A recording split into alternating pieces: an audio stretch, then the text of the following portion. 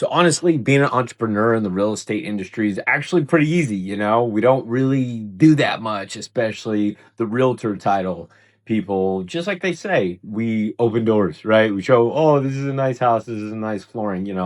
They forget about the fact that we also are present during the inspections. Well, I am anyways. If your realtor is not, I mean, they're probably busy doing something else. But looking at the inspection and getting a report from the inspection, trying to analyze what potential issues could come up in the inspection, then seeing what is actually apparent on the inspection, whilst trying to find the best insurance provider for that said client, whilst also making sure that their supplemental bill has been calculated properly, because I want to make sure and give that to them so that way in 18 months from now, or potentially 2 years, because Kern County tends to fall behind on that stuff. I really don't know why, but that's outside my pay grade.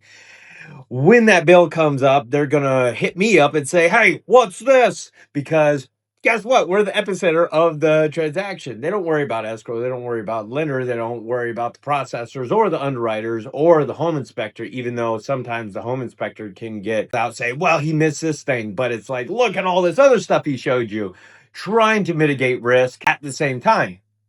So if that's one client, what about the other clients? Because we forget about the fact that I'm also representing people who are trying to do 1031 exchanges. There's flippers, there's investors, there's long-term buy and holds, which does that pan out in the future, right? Are there clients in the existing triplex that we're looking at right now? Does it make sense? Do we have enough time to do a 1031 exchange? Because the client just called me and asked me, how quickly can we do a 1031 exchange? I've got 45 days. Well, let's look at all of your properties that you're currently working on right now, including but not limited to the flip you have going on in Los Angeles, the flip you're doing in Ventura, the flip that you're doing in Newberry Park. Let's not forget about that one, as well as the long-term buy and holds that you're continually looking at right now. But you want to circle back because we just got into contract with some tenants on the house that you're talking about 1031 exchanging. Is that a good idea? Still back on me. But let's not forget about, so the contractor that I'm the primary representative of, he's got 4 lots right now just in Tehachapi, who he's wondering, are these things going to sell? Well, we've got an offer on one. We've got another one pre-sold, which I'm meeting with that client today to help that client sell their home in Orange County, Westminster, specifically at roughly $1.2 million, to take the liquidity from that, which I'm sure there'll be tax ramifications. And I'm sure I'm going to have that conversation on, hey, what are the tax ramifications? Which I have to defer to the fact that I'm not a CPA. But here's a suggestion of somebody who's potentially good. Will that relationship work out? I don't know. Will any of the relationships work out that I suggest or refer people out to? Well, some will be good, some will be bad, but it's still back on me. Is the marketing being done properly? That's also something to think about, because if we're not continuing to scale at the same time while running the current transactions, well, then people aren't going to know who we are. And they're going to go with the next realtor that they hit on the Zillow or Realtor.com button, which in turn, that person could have gotten licensed literally yesterday.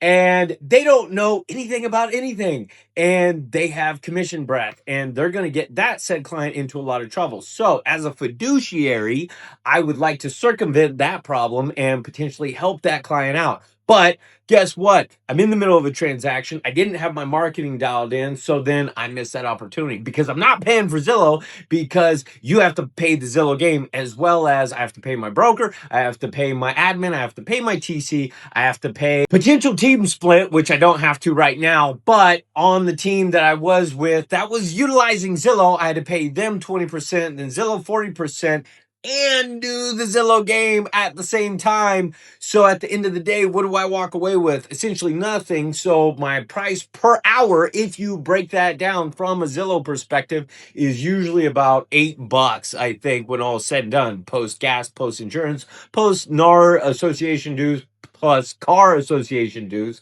So that's one way to think about it. But